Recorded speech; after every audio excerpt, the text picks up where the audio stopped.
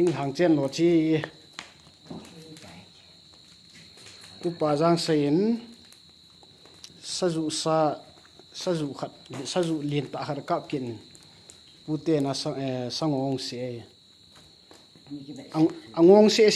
sai za he na samo mo he alim jang kan koi ti hin alim jang na ve vin lang aki jang a hoi tai chang se sa ke sim thai lo kani to kanu to hen ka ke thowa itia hi ka jan sim no le to ai ka ha do pa noi ti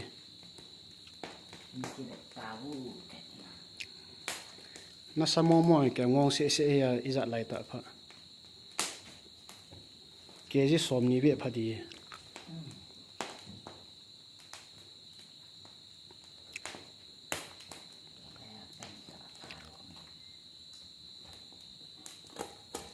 cái bộ đồ thôi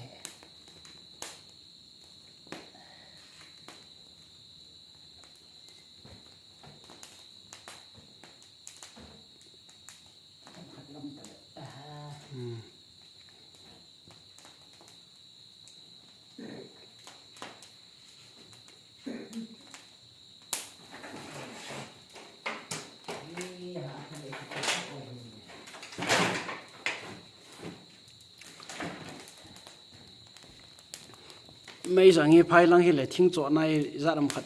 thì số lụt đi đi em bảo ngã thinh hàng ngày thinh vạn lâu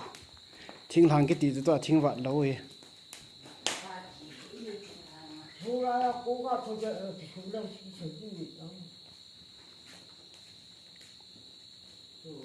tu ni ai pha mà cuốn na pin là đã này thì bọn thò mong cái đi nuôi à hả à phun chè là ngã khé đại cô này này pina mà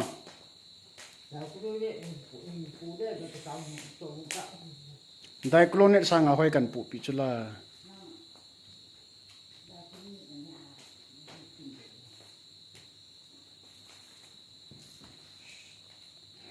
dẹp là ngã sa cái hạ đan này cái khu hi si hao vàng khu hin video kan upload si le amun hoi lai ham ipt ham nei dong dong jing win Chandil district gamkaya Khiangzoi subdivision naum si hao vàng khu chilang hi ki ho chak sanglang he sa ke ha dan thong hat kan so mai mai hin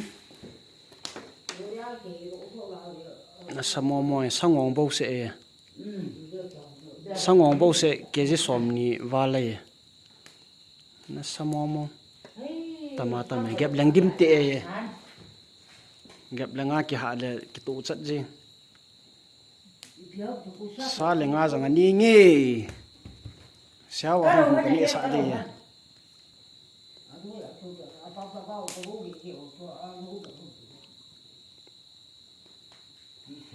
khát khu cần ni hiến khát hi cần nuôi hiến pona ne mani cái sim sa sa rằng kia là cái sim thế